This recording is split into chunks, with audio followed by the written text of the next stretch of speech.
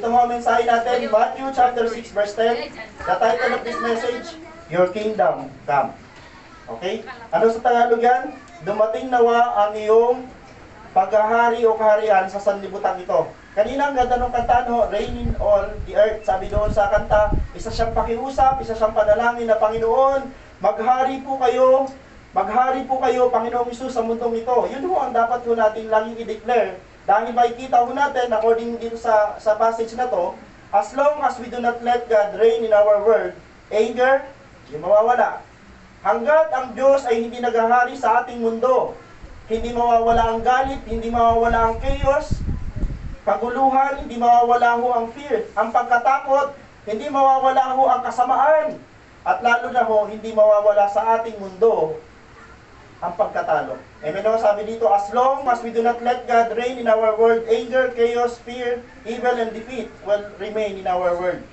Okay? Ang ginamit ko ho dyan ay our world, kasi ho, ang gusto kong i-impart sa oras na ito, dalawa ho ang mundong kinabibilangan natin sa oras na ito. Mayroon tayong physical world at itong mundo na ito yun. At tawag dito ho natin ay physical world. At meron tayong spiritual world na andito. Yung puso ho natin, yan ho ay spiritual world.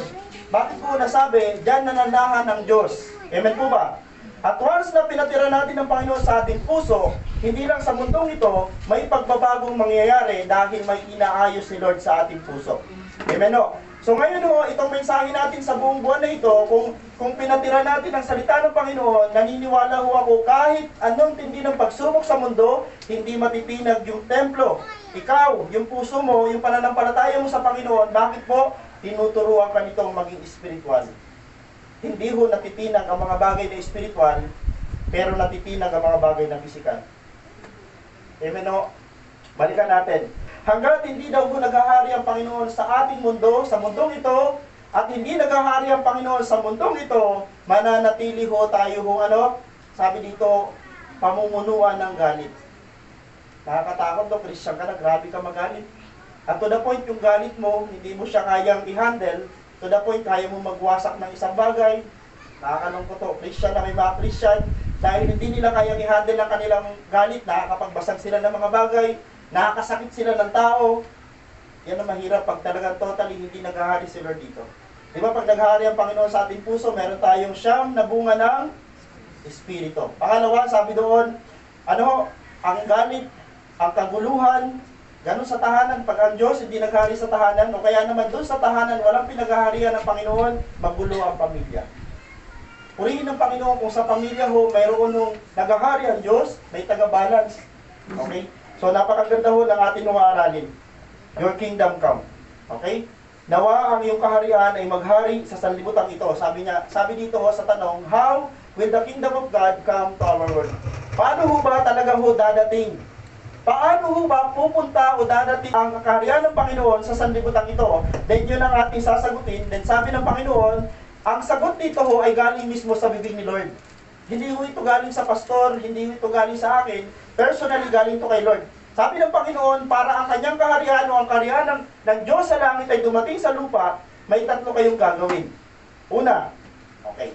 Sabi dito, number one, by praying it. Una mong gagawin para, sabi ng Panginoon, para dumating ang kaharian ng Diyos sa langit, papunta sa lupa, kailangan mo itong ipag-pray. Ito ang sabi. Matthew chapter 6 verse 10 to 12. Focus muna tayo sa 10. Dumating nawa ang inyong kaharian, masunod nawa ang inyong kalooban dito sa lupa tulad ng sa langit. O sabi ng Panginoon, para dumating ang kaharian ng Diyos sa langit, papunta sa lupa, kailangan mo itong ipag-pray. Malinaw? Alam nyo, sa totoo lang ho, hanggat hindi ho talaga mangyayari na si Lord ang nag-aari sa mundo, at si Lord ang hindi nag-aari sa puso ng mga tao, mananatiling may gera. Kasi bakit po hanggat hindi si Lord na nandun sa trono, paulit-ulit ang kwento sa mundong ito. Kaya nga, ang tanong sa atin, gaano tayo ka-prepare kapag paulit-ulit na lang ang nangyayari sa sanlibutan? Huwag ninyong kakalimutan na tayo ho dito ay bypasser lang. Tayo ho ngayon ay nandito, nakaupo, pero ho sa susunod, wala na tayo dito. Maaaring, sa susunod na mga araw, sa susunod na mga taon ng ating buhay, ililipat na tayo ng Panginoon sa tunay nating tirahan. Kaya habang nandito pa tayo, isa sa the best na may aambag natin, kailangan tayo mag-pray. Ngayon, ang tanong, ano bang prayer ang tinatanggap ng Panginoon? Alam niyo mo, mayroon tayo ditong acronym. Okay, huwag niyo kakalimutan yung acronym. SIS. Okay, huwag niyo kakalimutan. Ang prayer na tinutugon ng Panginoon according sa Mateo chapter 6 ay una, sincere. Mateo chapter 5 verse 7, nabasahin ko na lang po dito. Ayan. Mateo chapter 5 verse okay, sa 5 muna. Kapag nananalangin kayo, huwag kayong tumulad sa mga mapagkunwari, mapagpaibabaw. Maraming mga tao doon ng panahon ni Jesus Christ, nung nandun siya sa templo, nung nandun siya sa sinagoga, maraming mga Pariseo, Saduceo, nagpipray sila kung saan matao. Bakit po? Gusto ng mga Pariseo at mga Saduceo makita ng mga tao na sila'y prayerful, pero hindi sincere. Pag sinabing sincere, galing sa puso. Okay po ba? Okay, pangalawa. Pangalawa ho, sabi dito ho, by praying it, intentional. Kailangan, sinasadya mo yung prayer mo. Ay, magpipray ka ba sa Panginoon pero hindi mo sinasadya, ay nagkataon lang, o kaya naman requirements lang, hindi mo pag nagpray ka sa Panginoon, kailangan intentional. Okay? Gamitin kanina natin yung kanta. Sabi ng kanta, raining on the earth. Panginoon, maghari po kayo sa sanlibutan ito. Di ba sinasadya yun? Di ba may purpose, intentional mo talaga, na Lord, yung kaharian mo dyan sa langit, pumunta sa lupa, dahil ang gulo-gulo na ng mundo. Dapat ang prayer, una, sincere, galing sa puso. Pangalawa, dapat ang prayer ho ay intentional. Kailangan mo itong sadyain. Okay, saan verse yan? Sa pagdating sa 9, ito sabi ng Panginoon, ganito kayo mananalangin. Ama namin nasa langit, si Jesus na nagsasalita, ganito. So sabi ng Panginoon, ganito example. Ama namin nasa langit, sambahin nawa ang inyong pangalan. Dumating nawa ang inyong kaharian, masunod nawa ang inyong kalooban dito sa lupa, tulad ng sa langit. Bigyan mo kami ng pagkain sa araw-araw. Kay Jesus, si Jesus nagtuturo ng ganitong uri ng panalangin. Araw-araw, kailangan pala natin mag-pray kay Lord ng provision. Lord, pahingi po ng pagkain sa araw-araw. Lord, pahingi po ng panggas araw-araw. Ano pa ang mga prayer na gusto nyo? Lord, pahingi po ng lakas araw-araw. Intentional. Ano bang kailangan mo sa oras na ito? Pray it intentionally. Ano ang unang sikreto para tanggapin mo yung panalangin mo? Kailangan sincere. Tao sa puso. Amen, no? Pray it sincerely. Kailangan talagang bukal sa puso. Sabi ng ni Jesus, bigyan mo kami ng pagkain sa araw-araw, araw-araw. Okay? At patawarin mo kami sa aming mga kasalanan tulad ng pagpapatawad namin sa mga nagkasala sa amin. At huwag mo kami hayaan na matukso, kundi iligtas mo kami sa masama, sapagkat iyo ang kaharian at ang kapangyarihan at ang kaluwalhatian magpakailanman. Doon tayo natapos. So pag nagpipray tayo, para dumating daw ang kaharian ng Panginoon sa langit, sabi ni Jesus Christ, ipag-pray ninyo na yun ay mangyari sa sanlibutan ito. At sabi ko sa inyo, ang sanlibutan dalawa, itong physical at itong puso natin. Pangatlo, kailangan sekreto. Paano kayo mag-pray? Bakit kaya ho isa sa sinasabi ng Panginoon kapag nag-pray kayo, kailangan sekreto dahil sabi ho sa verse 6. Sabi dito ho. Okay. Ngunit kapag mananalangin ka, pumasok ka sa iyong silid at isara mo ang pinto, saka ka manalangin sa iyong ama na hindi mo nakikita, at ang iyong ama na nakakita ng ginagawa mo ng lihim ang siyang magbibigay sa iyo ng gantimpala. The best na panalangin ho ay panalangin ho na sekreto. Meaning, one-on-one sa Diyos. Yes, meron tayong groupings, meron tayo ho, magkakasama tayo nagpipray, pero iba pa rin ang impact nung nagpipray ka mag-isa. Tama po ba? Kasi doon sa mag-isa, heart to heart ito. Ito yung panalangin mo, one-on-one sa Panginoon, nang walang nakakita. Kasi pwede sa groupings, pwede natin sabihin, naglalakas ka ng boses pa nag-pray, ang haba-haba mo mag-pray. Alam nyo, sa totoo lang, galit nga si Lord sa sobrang dami sinasabi, pero hindi mo bukal sa puso. Ang hinahanap ng Panginoon na prayer, una, tao sa puso, pangalawa, yung sadya, yung talaga yun ang pakay mo sa Panginoon, then last, yung panalangin ho na one-on-one sa Panginoon, sekreto. Bakit po? Para ho iwas yabang. Okay, ayaw ng Panginoon ng ganang mga uri ng panalangin. Okay, balikan ho natin. Paano ho ang kaharian ng Diyos sa langit papunta sa sanlibutan? Yun ang una. Kailangan natin siyang ipag-pray. Huwag ho natin kalimutan isama sa prayer. Okay? Punta tayo ho sa pangalawang puntos natin. How will the kingdom of God come to our world? Pangalawa ho ay by believing it. Okay, nag-pray na tayo, sabi ng Panginoon, ipag-pray nyo na ang karya sa langit ay mapunta, dumating sa libutan, at hindi yun mangyayari kung hindi mag-pray ang mga Kristiyano. Mga kapatid, tayo ho ang pag-asa para ang kingdom ng Panginoon mapabilis. Kaya ba natin gawin yun?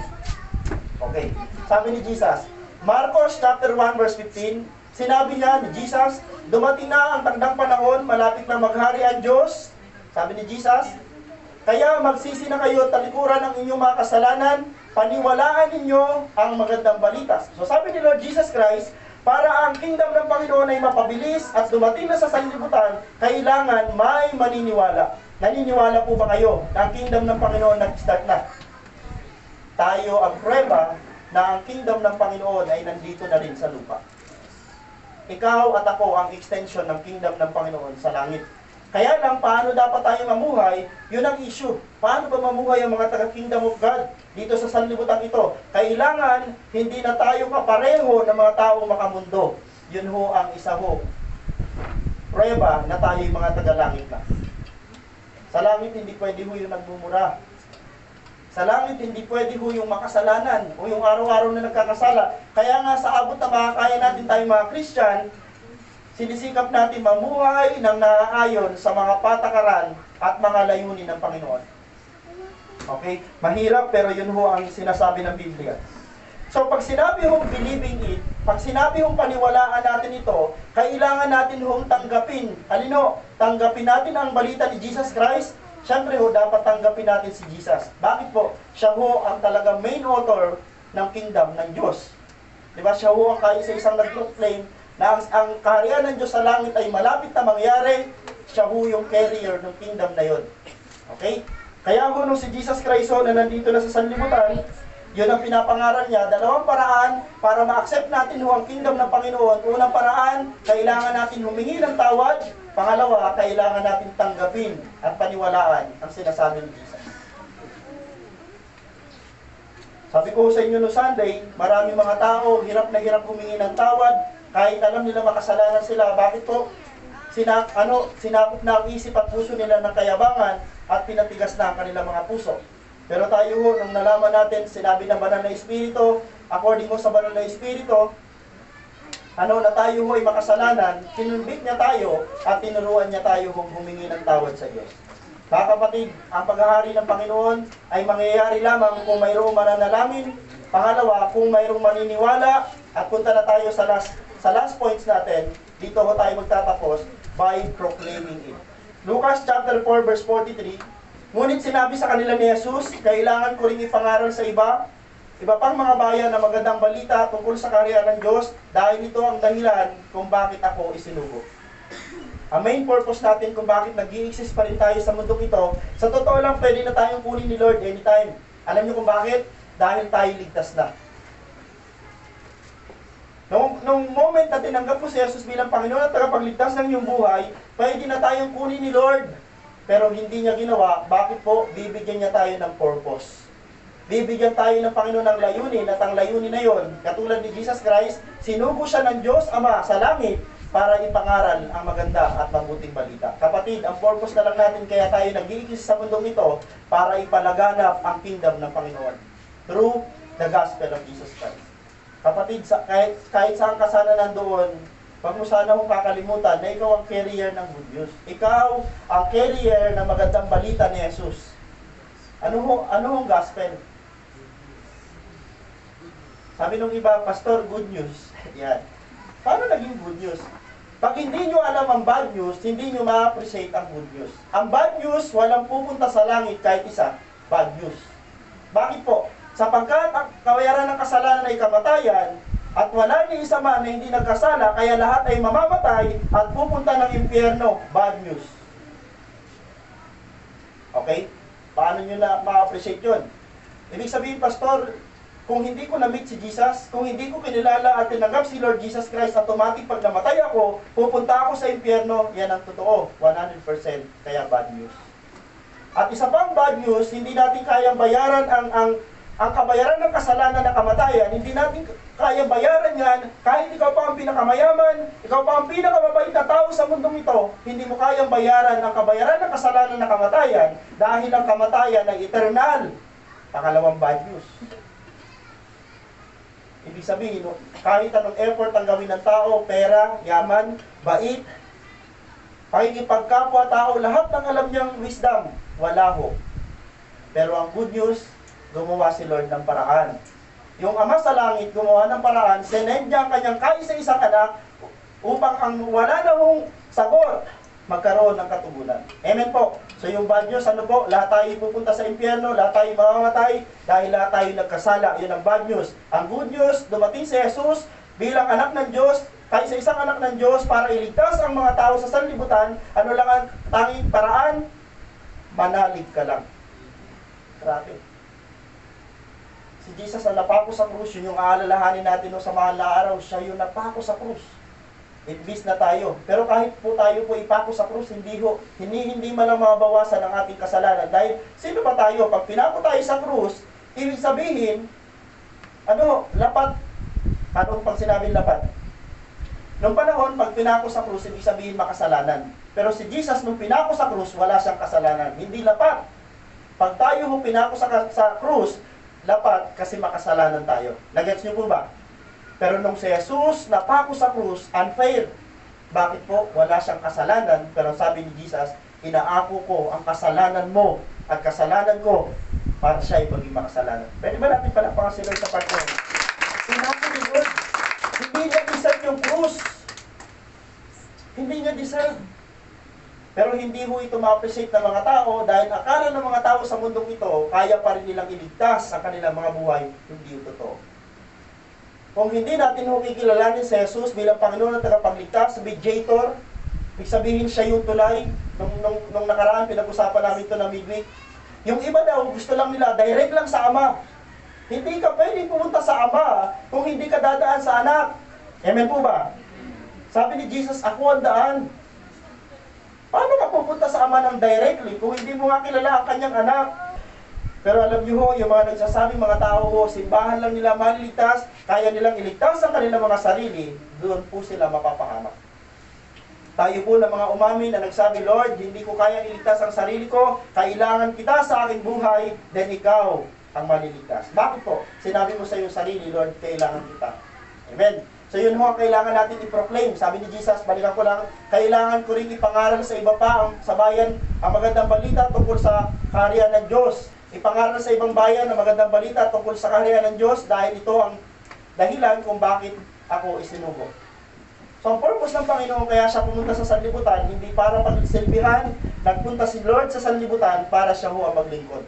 Ganun ho ang pinakamalinaw na picture ng pagiging disciple at ng pagiging lingkod ng Panginoon. Siya mismo. Naalala niyo yung washing of feet? Naalala niyo po yun? Nung hinugasan niya ho ang paa ng mga disipulo, ang mga disipulo ayaw magpahugas ng paa. Bakit? Para sa kanila ho, yun ho ay, para sa kanila, hindi karapat-dapat na maghugas si Lord kasi ho nasa posisyon, may title. Ano title ni Jesus Christ? Mesias, Anointed One. Kristo. Yun ang title niya. Pero sabi ng Panginoon, hayaan niyong gawin ko ito. Sabi ni Pedro, wag mo akong hugasan ng paa. Ang sabi ng Panginoon, pag hindi kita hinugasan ng paa, wala kang bahagi sa kaharian ng Diyos sa langit. Ano sabi ni Pedro? Lord, paliguan mo po ako. Minsan nakakatawa din si Pedro. May mga ganun mga disciple, mga leader, may ganyang mga kasama sa ministry. Ito ang pinapagawa, napakasimple, pero yung gustong gawin ng isa, beyond. Pwede mong payagan, pero siya mahihirapan. Sabi ni Pedro, Lord, ayoko. Yung mga yan, yung 11, mga ano yan, tinan mo, papahugasan, sabi ng Panginoon, hindi mo kasi nauunawaan, mamaya pa, meaning nito sa dulo. Nagpahugas siya ng paa. Okay? Nung natapos ni Jesus Christ, darating ang panahon, yung paghugas ko ng paa, kayo naman na maghuhugas ng paa ng iba. Kasi ang ibig sabihin ng washing of feet, maglilingkod ka doon sa mga taong dadala ng Panginoon para sa iyo. Proclaim the gospel. Proclaim the gospel. Yun ang trabaho natin. Then ang conclusion natin, the kingdom of God come to our world by praying, believing, and proclaiming. Huwag niyong kakalimutan yan. Kung gusto mo na maghari ang Diyos sa mundong ito, maghari ang Diyos sa iyong buhay, sa iyong tahanan, kapatid, huwag kang papayag na hindi ka nagpipray. Gabi-gabi ho ba tayo nagpipray? O baka ang prayer natin ganito lagi, Lord, pahingi po nito ha. Pwede ho bang ito muna hingi natin kay Lord? Pwede naman, kasi ang prayer intentional. Ano ho? Sa prayer mo, kailangan intentional. Okay? So sa paraan na ito, darating ang kaharian ng Diyos. Saan mo gusto mauna maghari ang Panginoon? Kung hindi mo kaya ho, at hindi natin kaya ang buong mundong ito, pagharian agad ng Panginoon, mag-start muna sa atin, individually. Alam nyo, may impact na. Pag may isa sa mundo, matino. O paano ho mangyayari yun? Unti-unti ho, magkakaroon tayo ng kawaan. Tama? Hindi natin pwedeng ismulin yung maliit na bagay, yung bilang natin, dahil sa pamagitan ng bilang natin, kaya natin humanghawa ng ilaw na meron tayo. Amen po. Sa Facebook po, ilan na ho ba nare-reach ng inyong Facebook? Sino dito may pinakamaraming follower? Gamitin natin yung mga social media account natin para ho mag-reach ng mga tao, kasi tayo po daw ang pwedeng mag-proclaim ng kingdom ng Panginoon sa kalangitan. Okay? These are the things we must never ever forget to do so, that the reign of God in our world may finally and completely come. Ito ho ang magiging paraan at ito ho ang dapat ho umiral sa atin para ho ang paghahari ng Panginoon ay talaga hong pumunta na, dumating na sa sanlibutan. Sino ang susi? Yung ating panalangin, yung ating paniniwala, at yung ating hong pagbabahagi. Balikan ko lang, kahit sa kanta, may mauwing kantao. Then finally, okay, application. Hanggat hindi ang Diyos ang pinaghahari natin sa ating mundo, mananatili ang galit, gulo, takot, kasamaan at pagkatalo sa ating mundo. Okay, yan yung ating galinang bungad, pero magkakaroon siya ng magandang, magkakaroon tayo ng magandang tapos. Kaya paghariin natin ang ating Diyos sa ating mundo upang ang mga bagay na masasama, yun nasa taas. Okay? Mapalitan ng mga bagay na mabubuti, tulad doon ng, sabi doon sa una, yung unang galit, magiging pag-ibig yan. The moment na tinanggap mo si Jesus sa iyong buhay, yung galit, mapapalitan ng pag-ibig. Amen. Grabe yung galit mo. Yung galit mo talagang gusto mong sakalin, gusto mong, kung kaya lang pumatay, papatayin. Dahil yung galit mo gusto mong masatisfy. Pero nung na-born again ka, yung galit mo napalitan ng pagmamahal. Okay? Ano ang sumunod? Yung gulo, magkakaroon ng kapayapaan. Yan ang kailangan ng mundo. Kailangan ng Iran ng totoong pagkakilala kay Jesus, dahil the moment na makilala nila si Lord Jesus Christ, doon pa lang mag-i-start ang tunay na kapayapaan. Okay? Yung gulo magiging payapa, yung takot magiging kapanatagan. Bakit ka kailangan humatakot kung alam mo sa sarili mo ligtas ka na? Alam mo sa sarili mong kasama mo ang Diyos. Kahit magulo ang mundo, may kapayapaan, kapanatagan ng iyong puso. Bakit po? Alam mo mayroong covering. May kamay na lagi mo naka-umbrella sa atin. Sabi dito ho, yung kapanatagan ay yung kaguluhan, kasamaan, magiging katuwiran, at last, yung pagkatalo. Mga kapatid, pag ikaw ay pinaghaharian na ng Diyos, hindi ka na makakaramdam ng pagkatalo. Papapalitan na yan ng katagumpayan. Meron ka ba mga tao na parang ang tingin sa'yo maliit lang? May mga tao ba na parang minamata ka nila? Hayaan mo lang sila. Pero dapat ang tingin mo sa sarili mo, hindi kagaya ng pagtingin nila sa'yo. Anak ka ng Diyos. Ikaw ay anak ng Diyos na lumikha ng langit at lupa. Iyon dapat ang tingin mo sa iyong sarili. Huwag natin titingnan ang ating mga sarili na kaawa-awa, dahil hindi yan ang pagtingin sa atin ng Diyos. We are the heirs of God's kingdom. Tayo ang tagapagmana ng Diyos. Kaharian ng Diyos sa langit, dahil tayo ang kanyang mga anak. Amen po ba? Yan ang message natin sa araw na to. Your kingdom come. Diyos po ang papuri.